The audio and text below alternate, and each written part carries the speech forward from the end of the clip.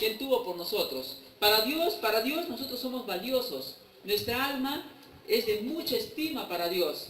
Por lo que hizo, ¿qué hizo por nosotros Dios? Envió a su propio Hijo para que nosotros pudiéramos ser beneficiados, enriquecidos. Vamos un ratito a 2 Corintios, por favor, capítulo 8. Pues esto es la gracia.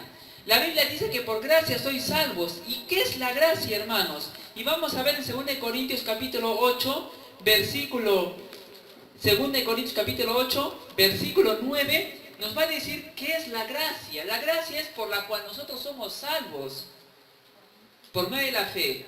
2 Corintios capítulo 8, versículo 9, y dice en este pasaje, porque ya conocéis la gracia de nuestro Señor Jesucristo, que por amor a vosotros se hizo pobre, siendo Él rico, para que vosotros, o sea, nosotros, con su pobreza, fueseis enriquecidos. Hermanos, gracias a la decisión deliberada de Jesús de morir en la cruz por nosotros, a derramar su preciosa sangre, es que nosotros podamos dar un testimonio hoy en nuestra iglesia de que fui salvado por la sangre de Cristo. Cristo me lavó por sus pecados. Ahora yo puedo decir con toda seguridad que estaré en la presencia de Dios cuando yo parta. Que cualquier cosa que me pase aquí, pues yo estaré con el Señor. Hermanos, en eso debemos gozarnos. ¿Amén, hermanos? Amén. Qué gran Dios tenemos, hermanos. ¿Cómo es posible que nosotros, a pesar de lo que fuimos, a pesar de que dimos muchas veces la espalda a Dios, hermanos, pónganse a pensar, imaginemos un poco cómo era nuestra vida antes de conocer a Cristo? ¿Cuántas veces hemos mostrado indiferencia a nuestro Salvador? ¿Cuántas veces hemos mostrado, hemos dado la espalda en el sentido de que siempre ha habido una persona allegada a la Biblia y nos está tocando la puerta de nuestro corazón y nos ha estado invitando en la iglesia? ¿Y cuántas veces hemos tenido que rechazarlo?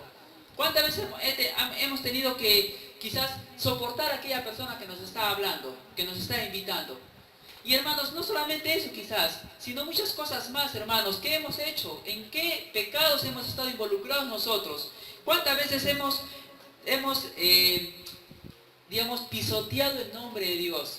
Y hermanos, a pesar de que nosotros hemos actuado de esa forma, pues Dios ha mostrado amor en rescatarnos, en liberarnos. Y es lo que vemos en Romanos, por favor, si me acompañan, Romanos capítulo 4, vemos que aquí en estos pasajes que vamos a leer en Romanos capítulo 4, vemos el testimonio de la vida de Abraham. Abraham fue un hombre utilizado por el Señor, pero vemos que Abraham, se dicen muchas cosas de Abraham, pero yo quiero mostrarles algo muy interesante, hermanos. Aquí el protagonista principal no es Abraham, sino es Dios. Quiero mostrarles capítulo 4, versículos desde el 17, donde está entre paréntesis. Vamos a mostrarles lo que dice hasta el 19, por favor, dice, o hasta el 20. Dice, como está escrito, te he puesto por padre de muchas gentes, delante de Dios a quien creyó, está hablando de Abraham, el cual da vida a los muertos, y llama las cosas que no son como si fuesen. Él creyó en esperanza contra esperanza, para llegar a ser padre de muchas gentes, conforme a lo que se le había dicho, así será tu descendencia. Y Abraham dice, no se debilitó en la fe. En el versículo 20 dice, tampoco dudó por incredulidad de la promesa de Dios. Versículo 21, plenamente convencido de que era también poderoso para hacer todo lo que había prometido. Aquí, hermanos, podemos decir, wow, qué hombre ha sido Abraham. Un hombre fuerte en la fe, un hombre que no dudó, un hombre que confió en Dios. Pero hermanos, Abraham es la persona que siguió. O sea, Abraham era una persona común y corriente como nosotros. La diferencia es que Abraham siguió a un Dios súper grandioso. Dios era aquí el protagonista, porque Abraham confió en ese gran Dios que le prometió, que le hizo la promesa. Entonces, Abraham no dudó y se fortaleció en fe en esa promesa que Dios le había dado a Abraham, que él iba a tener descendencia, que él iba a tener un hijo. Y Abraham creyó esa promesa, creyó al autor de la promesa, creyó al que consideraba que era todopoderoso. Consideraba a ese hombre, a esa voz que no miraba, lo consideraba como como mérito de confiar en Esaú. Entonces aquí, hermanos, Abraham está confiando en Dios que lo puede todo. Aquí está confiando Abraham en un Dios que es grandioso, que es todopoderoso. Pues vemos el testimonio de Abraham y cómo Abraham dependió de esa promesa y se aferró a esa promesa. Y vemos en la vida de Pablo también, hermanos, en Gálatas capítulo 2, ese bonito testimonio, esa bonita versículo que encontramos en Gálatas capítulo 2, versículo 20, y nosotros a veces le hemos estado, ustedes ya han escuchado este versículo, capítulo 2, versículo 20, dice, con Cristo estoy juntamente crucificado. Capítulo 2, versículo 20 de Gálatas. Con Cristo estoy juntamente crucificado. Y ya no vivo yo, mas vive Cristo en mí. Y lo que ahora vivo en la carne, lo vivo en la fe del Hijo de Dios, el cual me amó y se entregó a sí mismo por mí.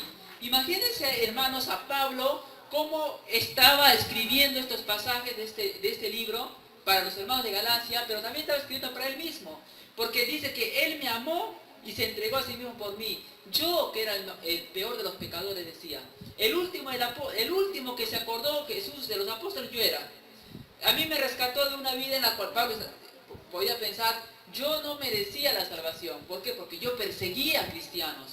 Yo encarcelaba a cristianos. Pues Dios se fijó en mí. Y ahora lo que vivo, lo vivo. Si vivo en la carne, pues lo vivo para hacer su obra, para servir a Dios. Pues hermanos, podemos ver el testimonio también de Pedro, hermanos, cómo Pedro negó 3 veces a Jesús. Cómo Pedro le falló muchas veces cuando andaba con Jesús. Pero ahora vemos en su libro que escribió 1 de Pedro, 2 de Pedro, cómo Pedro dice, hermanos, si estás fallando en fe, si hermanos estás pasando por necesidades, si hermano está debilitando tu fe, ¿en dónde tú debes mirar? En la cruz. Cristo es la fuente de tu fe. Si tú estás desanimado, pues fortalécete en los pies de Cristo. Pedro está dando testimonio de lo que era antes, de lo que es ahora. Antes Pedro no creía en las palabras de Jesús. Imagínense, ¿no? Tener cara a cara, frente a su Salvador y haberle fallado. Y muchas veces le ha fallado Pedro. Pero después, ya tiempo en la vida cristiana, Pedro maduro, dice, pues hermanos, Él es la roca. Él es la roca preciosa.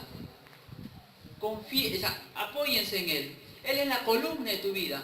Si ustedes están con Cristo, pues lo tienen todo. Y vemos también el testimonio de Juan. Vamos al libro de Juan, por favor, capítulo 15, y vamos a ver que Juan dice, el apóstol Juan está diciendo aquí en Juan capítulo 15,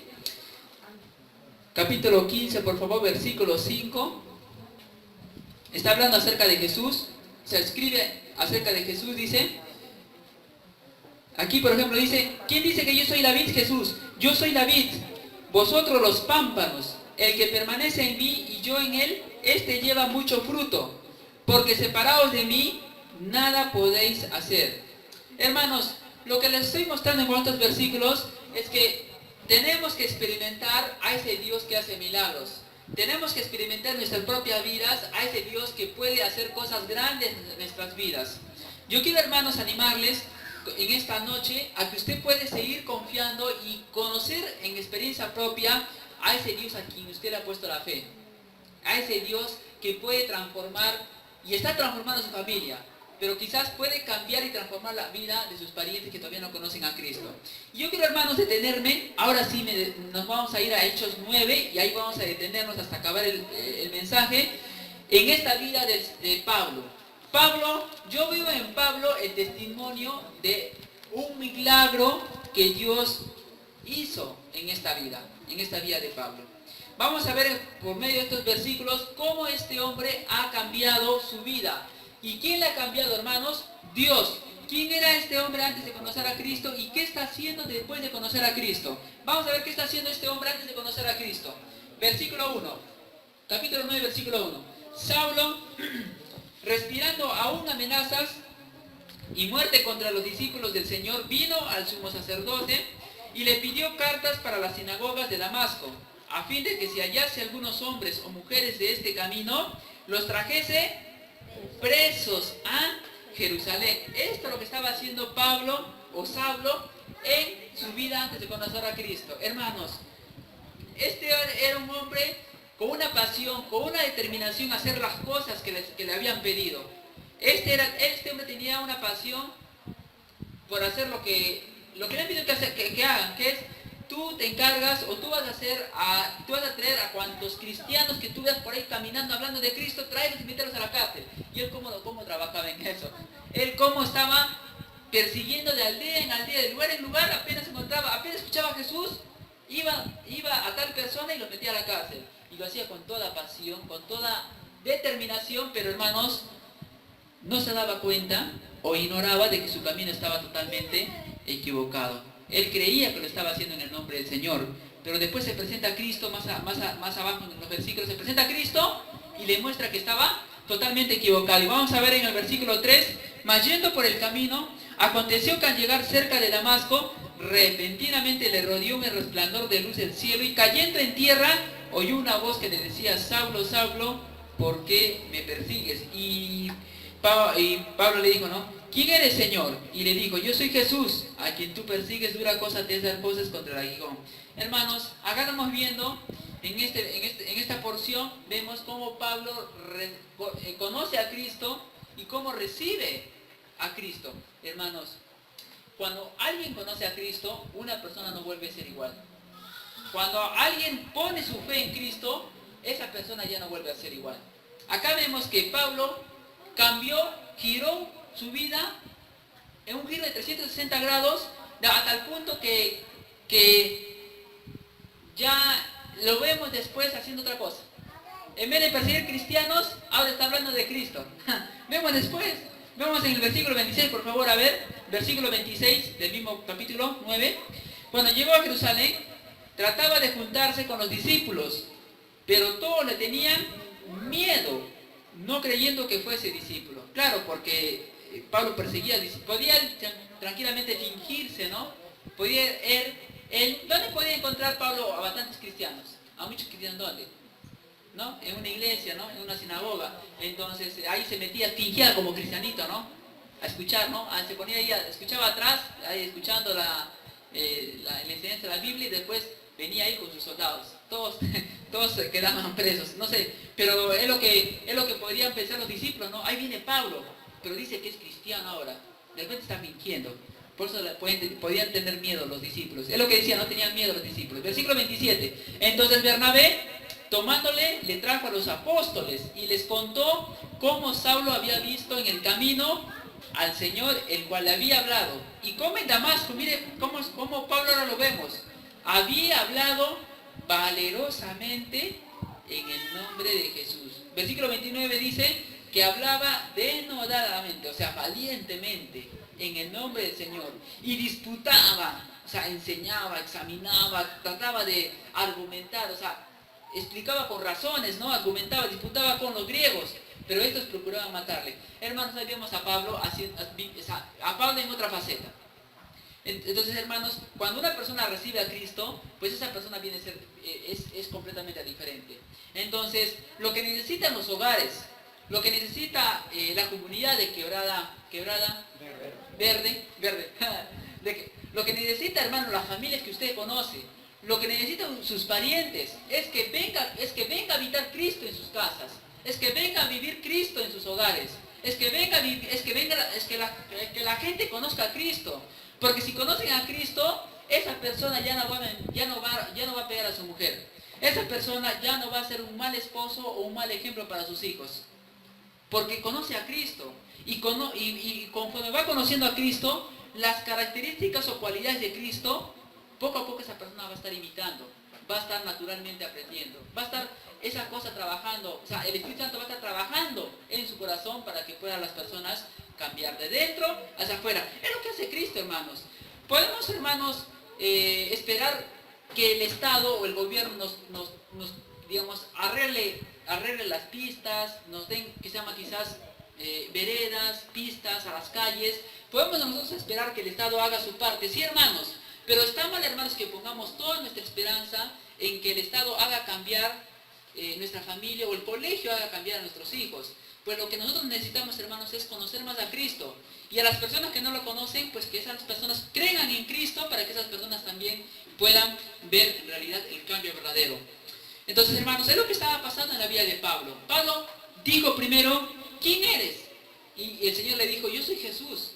Entonces Pablo se había dado cuenta de que a quien estaba persiguiendo no era, a quien estaba con todas sus fuerzas haciendo lo que estaba haciendo, trabajando, pues no era a favor de Jesús, estaba en contra de Jesús.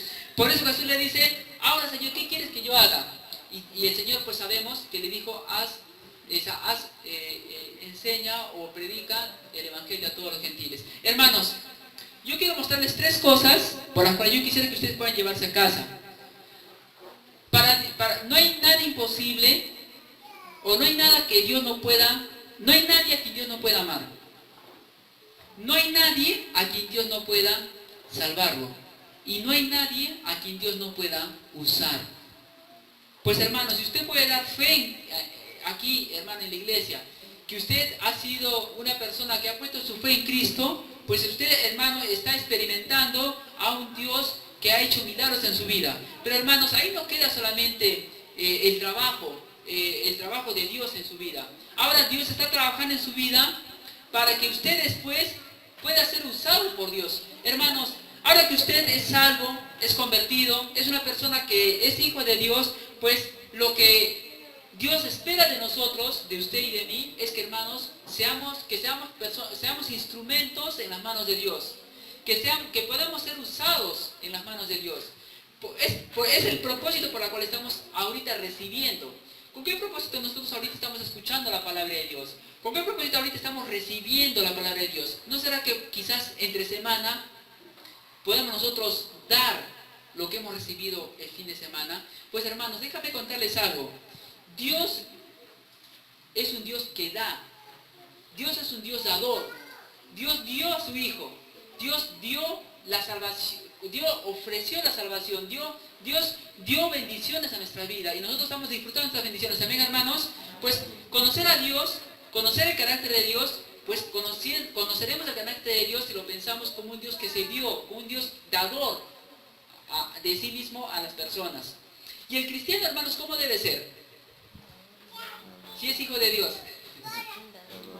Entonces nosotros debemos dar muestras de generosidad con nuestro tiempo, con nuestro conocimiento. Sí, hermanos, hay un tiempo en el cual debemos estar recibiendo, pero eso no es la finalidad, hermanos. La finalidad es que nosotros estemos también con el propósito de recibir, nuestro propósito es recibir, pero después el fin es poder dar a las personas que no conocen. Hermanos, hay muchas formas por las cuales usted puede ser instrumento en las manos de Dios. Invitando a alguien, llamando por teléfono a alguien que quizás faltó, que usted sabe que está faltando en la iglesia, o visitar a la persona que usted conoce. O también, hermanos, si de repente está enfermo, enfermita, no puede salir de casa, está en el celular, una llamada telefónica: hermana, ¿qué pasó? ¿Por qué no lo vi en la iglesia? Hermano, déjame compartirle un versículo que sé que le va a animar, y le compartimos un versículo. Hay muchas formas, hermanos, en las cuales podemos ser usados por Dios, hermanos. Porque nuestro carácter debe imitar el carácter de nuestro Dios. Si Dios dio a su propio Hijo para beneficio de nosotros o a favor de nosotros, pues hermanos, como cristianos debemos tarde o temprano imitar ese carácter. Hermanos, yo antes de conocer a Cristo, yo puedo decir, hermanos, que no era una persona pecador de pecadores. Yo puedo decir que era una persona religiosa, porque yo era una persona que en mi religión pues era activo. Era un maestro, me gustaba enseñar la Biblia, era un maestro de primera comunión. Me acuerdo de mis niños, ahora ya son grandes, casados, pero me acuerdo que cuando yo era joven, así de 15, 16 años, me metí, ¿no?, a trabajar en jóvenes, en una capilla, y empecé a enseñar en primera comunión a los jóvenes. Yo a veces, cuando regreso a mi ciudad, ¿no?, a mi pueblo, allí en Arequipa, yo salí de Mollendo, que es una costa pertenece a la costa del departamento de Arequipa. Y ahora pues esos jóvenes que yo enseñaba pues salieron acólitos, unos creo que están ya en el seminario para ser sacerdotes. pero ya tienen algún apego religioso. Pero hermanos, lo que yo quiero decir es, hermanos, que yo vivía, antes de conocer a Cristo, centrado en mí. Si bien es cierto, yo no era una persona calificada como pecador de pecadores, pero yo vivía mis pecados eran de otra forma. Mis pecados eran mi ego. O sea, yo estaba centrado en mí. Lo que yo quería, lo que yo anhelaba, lo que yo quería lograr. O sea, todo era centrado en lo que yo quería hacer. O sea, mi mundo giraba a través de mí, que yo era el centro. Y eso, yo era así antes. Y a través de eso, de esa forma de vivir, pues yo miraba también la religión. O sea, yo miraba la religión como que yo estoy en la iglesia para que me sirvan a mí, yo pensaba así. Pero ahora cuando yo conocí la vida cristiana, pues yo vengo a la iglesia y yo recibí al principio.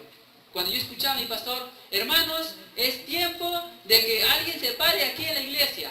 Es tiempo de que ya estén, o ya es tiempo, o ya hubo tiempo demasiado para que hay tiempo para que ustedes reciban, pero también va a haber tiempo en el que ustedes conocerán un poco más, llegarán a ser un poco más maduros y van a aprender que ahora hay que usar, Dios nos ha dado dones y talentos y eso es para que ustedes sean útiles para ayudarse los unos a los otros. Yo aprendí poco a poco de que la iglesia ya no era para yo ser servido, sino era para yo servir a los demás. Y ese es el carácter del Nuevo Testamento, hermanos. Si nosotros leemos las epístolas de Pablo, Pablo está hablando un poco de teología, un poco de doctrina, ¿no? Que Dios es el autor de la creación, que Dios es el que hizo el mundo, el cielo y la tierra, que Jesús es el autor también de la salvación de nosotros, pero después habla cosas prácticas. Y cuando habla de cosas prácticas, está hablando de relación del hermano con el hermano y del hermano con el incrédulo. En otras palabras, está hablando de relaciones interpersonales. Entonces, lo que Dios quiere, hermanos, en nuestras vidas es que nosotros conozcamos a Dios y vamos a darnos cuenta que nuestro Dios es un Dios que da. Entonces, nosotros tenemos que también contagiarnos de eso que es nuestro Dios, para también nosotros podamos darnos como hijos de Dios. Entonces, Saulo, hermanos, era una persona que estaba haciendo quizás, Pablo estaba haciendo quizás, porque después en Filipenses dice que él era fariseo de fariseos, él era irreprensible en las escrituras, no había quizás una persona tan determinada como Pablo en su tiempo de hacer las cosas que hizo, como judío. O sea, si había digamos, una clase de judíos que dominaban la Biblia, pues quien se sacaba 20, quien era el chancón de la clase, ¿quién era? Pablo. Entonces es lo que Pablo, quizás Pablo estaba pensando, pues si yo puedo jactarme la carne, pues yo quiero decir que soy el judío de judíos. Pero hermanos, cuando Pablo viene a conocer a Cristo, pues como que se invierte, como que todo cambia al revés, como que la vida ya no es como los discípulos decían, hermano, Jesús, ¿quién es el primero de nosotros? ¿Quién va a ser el primero de los 12? Después Jesús les dice, hermanos, discípulos, vamos a invertir. El que quiere ser el primero debe ser el último. Entonces ellos se rascan la cabeza y dicen, pero ¿cómo es eso? O sea, debo estar sentado, si yo quiero buscar posición, si yo quiero estar acá adelante, pues debo sentarme en la última banca, o debo estar, no buscando posición, sino servir. Es lo que Jesús le estaba enseñando a las personas. Entonces, hermanos, 3 cosas que quisiera que se llevan para casa. No hay nadie, hermanos, a quien Dios no pueda amar. Y podemos ver en la vida de Pablo. Si había una persona en la cual Dios no se hubiese fijado, era en Pablo. Como nosotros, si es que Dios hubiese pensado como nosotros, a veces nosotros pensamos, mi vecino ya lo ha hablado tantas veces. O de repente pensamos, ese que es fumoncito, o ese hombre que es ¿cómo dicen acá? Los jóvenes que están ahí caminando, ya así, otro, ya, sí, ya, ellos no creo que vengan a la iglesia. No creo que vengan a la iglesia. Y a veces nosotros pasamos de largo, ¿no? Y a veces hablamos a las personas que creemos que nos pueden escuchar. A mi vecina sí me escucha, a ella sí le hablo de Cristo. Y a veces Dios, si hubiese Dios pensado como nosotros, no se hubiese fijado en Pablo. Porque Pablo estaba recontra consagrado en su religión. Pero Dios ama a todas las personas sin excepción. Y no solamente Dios ama a todas las personas, Dios desea salvarlos. Hermanos, el Evangelio son buenas noticias. Y si son buenas noticias, dice la Biblia, están para anunciarlo. Por algo son buenas noticias. Cuando algo tú sabes, no te quieres guardar, ¿no? ¿Por qué? Porque tienes una buena noticia. Es como que el hijo a su papá dice, el hijo pues sacó 20, ¿no? Y sabe que su papá se va a emocionar y el hijo no quiere aguantarse, ¿no? Y apenas llega a la casa, tumba su mochila, se bota la mochila y papi, me saqué 20. Es una buena noticia, papá, ¿cierto? Entonces, el Evangelio, que es, hermanos, es la expresión del amor de Dios hacia el pecador para que reciba el perdón de pecados. Y es lo que las personas necesitan, hermanos, porque a través del perdón de pecados tienen acceso a Dios. Dios y el hombre están reconciliados, hermanos. Y es lo que necesitan las personas, hermanos. Porque sabemos que por medio de la Biblia, el pecado divide a Dios, de Dios y los hombres. Entonces, ¿qué es lo que nos divide a nosotros el pecado? ¿Y qué es lo que las personas tienen? Pecado, hermanos. Entonces, el mensaje del Evangelio les va a librar de eso, hermanos. Y es de las buenas noticias. Entonces, hermanos, yo veo el corazón de Pablo y lo que Pablo le motivaba de recorrer, hermanos, ¿por qué Pablo? Yo me pongo a pensar en la Biblia y digo, ¿por qué Pablo se dio la molestia de recorrer lugar por lugar? Porque yo me imagino a Pablo, ¿no? Viendo los cerritos, ¿no? Donde había casas, allí iba Pablo. Donde había casas, ahí estaba Pablo. Donde a la vuelta del cerro había casas, también por ahí. Subía, bajaba cerros, yo me pongo a pensar. Y no contento con eso, pues tenía que cruzar. No había autos, hermanos, en ese tiempo. Tenía que caminar 100, 400 kilómetros a caballo, y a caballo, no sé si había caballos, a camello, me imagino, a camello, entonces, y poder que se llama caminar, y hermanos, es que hermanos, para Pablo, el mensaje que tenía en sus manos era algo que les podía librar a las personas en ese tiempo. Pablo sabía algo que las personas no sabían.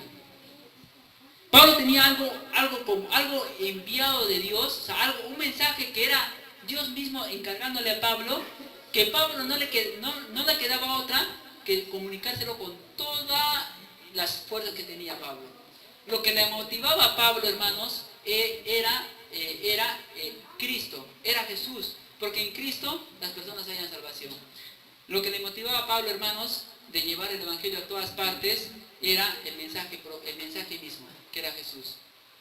Entonces, hermanos, para Dios no hay nadie a quien no pueda salvar. Y por último, hermanos, para Dios no hay nadie a quien no pueda usar.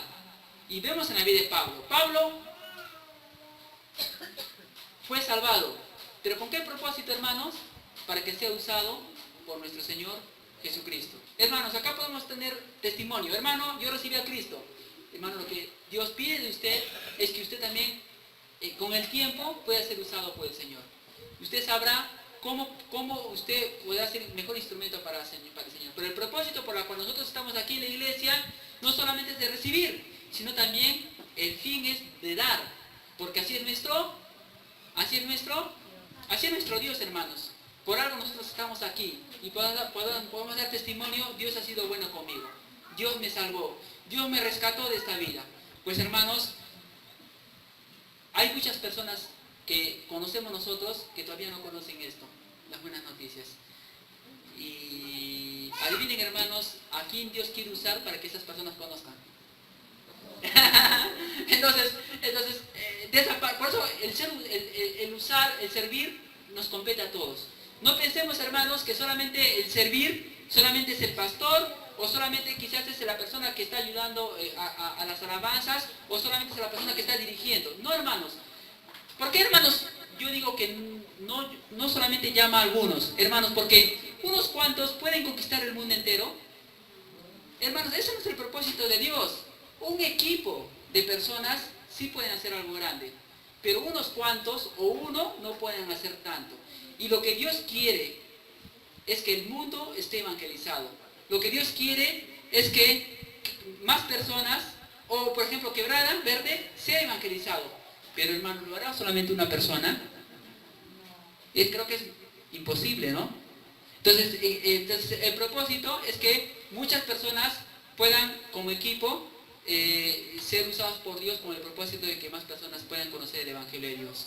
Así que, hermanos, el trabajo es de todos, el trabajo de predicar la palabra es de todos, y yo les animo a que puedan estar ustedes orando cómo yo puedo ser útil a mi Señor, porque ese es mi trabajo ahora, esa es mi responsabilidad como cristiano, porque conocemos a un Dios que es dador, y naturalmente yo debo ser de la misma del mismo carácter, por algo soy hijo de Dios.